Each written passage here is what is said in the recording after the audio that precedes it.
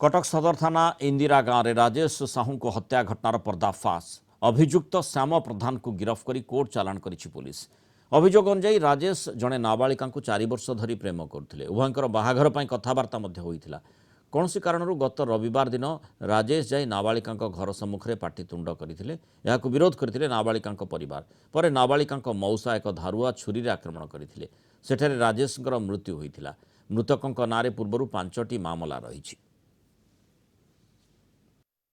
मृतक जी राजेश साहू से पूर्वर गोटे सेक्सुअल असल्ट केस रे अरेस्ट होगी फरवर्ड होते जी कि आमर अभियुक्त जी अच्छा श्याम प्रधान तांको सड़ू को रिपोर्ट रे बेस करके से आगु अरेस्ट होगी जाइए। सी नाबालिका थे सी झील तेणु ये माने बारंबार तांको घर को जावासिया करते और मिलामिशा कहते जो थी कि परिवार वाला अतिष्ठ हो जाते से बारंबार मना कला जदिओ से कहते आम झीर बयस 18 वर्ष होगला आम बाहर कथा करवा बोली किंतु ये जो आमर जी डिसीज्ड से कथा न मानिकी घर को बारंबार जाकि हराण हरकत कर अतिष्ठ होगी जो आमर जी आक्यूज जी अच्छा श्याम सी छुरी आघात कर मृत्यु हो।